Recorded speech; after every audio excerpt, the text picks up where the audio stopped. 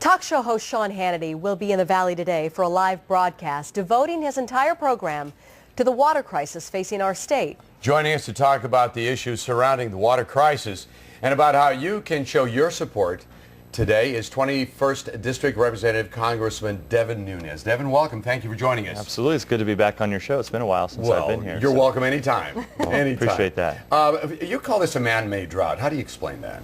Well, because it is. What the radical environmental groups try to do in this country is they try to lie, confuse, cajole people into thinking that it's Mother Nature or it's global warming. The truth of the matter is this, that we have infrastructure in this state that was built 30, 40, 50 years ago, that for basically the last 3 decades, the radical environmental groups working with the Democratic Party have tried to shut off. And we're kind of ground zero because we're so close to San Francisco and the Bay Area, the home of radical environmentalism, that they're winning now, and they've won through laws passed by Congress, followed up by lawsuits, and now we are where we are. You have infrastructure, 40, 50-year-old infrastructure sitting there, not running. Water flowing out to the ocean. That's what's happening. And so, this year, they love to call it a drought, and I'd love to tell the Secretary of the Interior, used to be if we got 85% of our rainfall in a year, that's not a drought. It's a little bit below normal. And now 85% is now a drought. I mean, it doesn't make any sense. We've lost hundreds of thousands of acre feet out to the ocean, and there's no need for this to happen. In fact, the field that we will be in tonight is a field that has been farmed every year, even in the worst of the drought in the late 80s and early 90s, it had been farmed. And so now you're telling me after a couple years of just a little less rainfall that now it's not farmed? Something doesn't make sense. I think a lot of people care about the environment. They may not consider themselves radical, but they care about fish and trees and the biological ecosystem of our state. So they want to know what's the truth about this salmon and the Delta smelt. Will they be eradicated if the water and the pumps are turned back on? And would that truly hurt the people of California and our economy and the ecology? Yeah, so I always like to say this, and I've been taking a little bit out of, I always try to say radical environmental groups because, I'm an environmentalist. I care about the environment. I'm a farmer. I grew up on a farm. Farmers need the land and the water and the soil to be healthy. We can't destroy our own environment that we live in. And so, really the people of the Valley are always out there working outside and enjoying the outdoors, whether it's Sequoia Park or what have you. So we care about the environment. What I'm talking about is the radical environmental element. The element that says this. They say, so from the Bay Area, Environmental Defense Fund, Sierra Club, all these big radical groups that bring lawsuit after lawsuit after lawsuit. They say, we need all the water from the valley. We need San Joaquin River water. We got to keep these pumps turned off. They need water from up north out of Shasta. The water's got to come down, go out to the ocean. Now, it's the height of hypocrisy when right here in Yosemite at Hetch Hetchy, that water is captured. It normally would go to the Delta, out to the ocean, but it's captured and piped all the way into San Francisco, into the Bay Area. And so I always like to just call them on that. So if the fish are really dying, the fish are really in trouble, then you better give up your drinking water because it's your drinking water that you've dammed up in Yosemite, where you've actually dammed up an old pristine place that John Muir called Little Yosemite.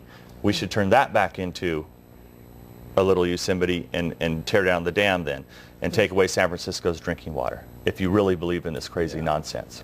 Well, this man-made drought is also causing a problem for unemployment in the valley, and it's also going to raise prices of what is left to produce. Yeah. Look, I don't want to sensationalize this any more than it has to be because people know this, but even I was shocked at this. I was out in Mendota a few weeks ago, and I saw this.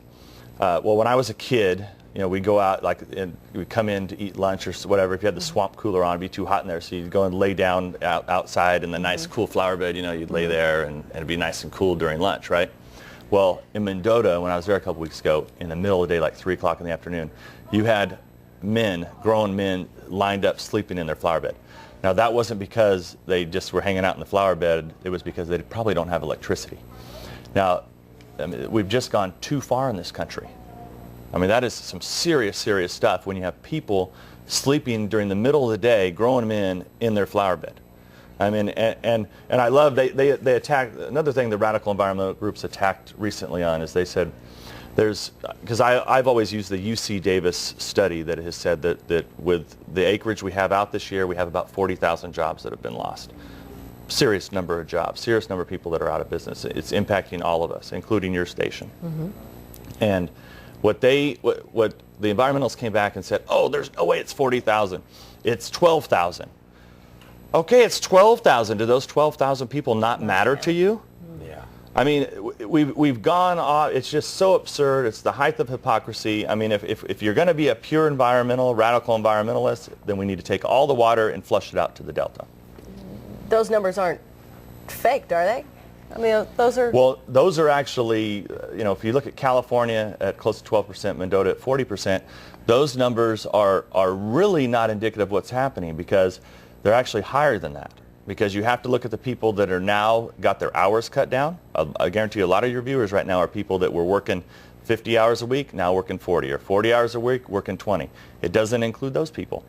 It also doesn't include the people who are here illegally or undocumented that have been thrown out of work now for a better part of a year. So those numbers don't really tell the whole story. How can Washington fix this problem?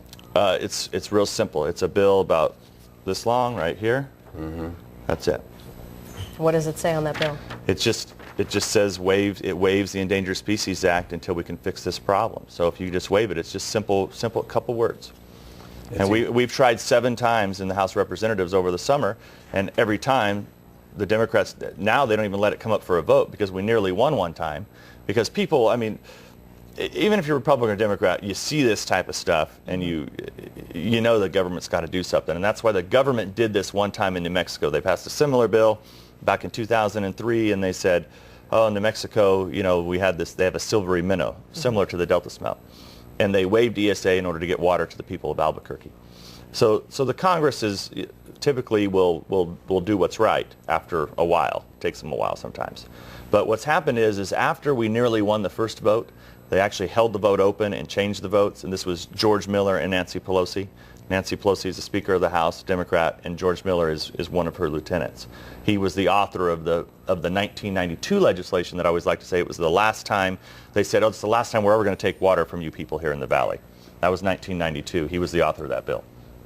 And they held the vote open. They changed votes. And then that was the first vote we had, I think, in early June. And after that, I had 6 other attempts that were all squashed before I could even get a vote to the floor. Well, public opinion has some power, and you will be looking for that power today with Sean Hannity bringing his national broadcast to our area. And you are asking for anybody, right, to come out, be there?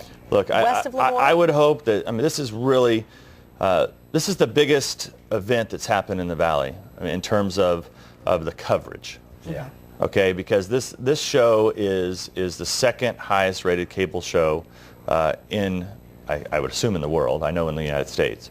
And this is something that would likely be replayed again on Fox. So we need to, I hope that people show up. We actually have, I think the Sons of the San Joaquin is going to come out at 5 o'clock and play beforehand, so there'll be some live music.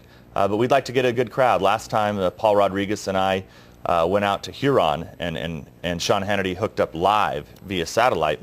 We had over 2,000 people show up. So we moved it a little closer. It's just outside of Lemoore, just west of the Naval Air Station.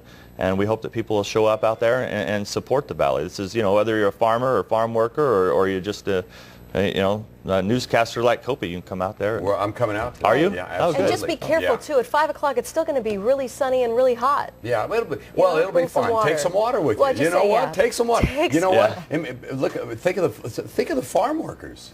I mean, they got to think of the farm workers and the farmers that are losing jobs, losing income, that is impacting our valley and the whole state of California. Look where we're at. Yeah. And if we're cutting water off because of something that's not even indigenous to our area, it doesn't make sense. I think common sense is missing in Washington. That is absolutely correct. And for sure. We wish you the best. We'll see you there. Thank you for being with us this morning. We appreciate it. My pleasure. So if you would like to show your support for the Valley farmers and the state, you can attend today's broadcast. It will take place in this field located 8 miles west of Lemoore Naval Air Station. Basically, if you get to I-5, you've gone too far. South of the 198, please arrive by 5. We'll be right back. Don't go away.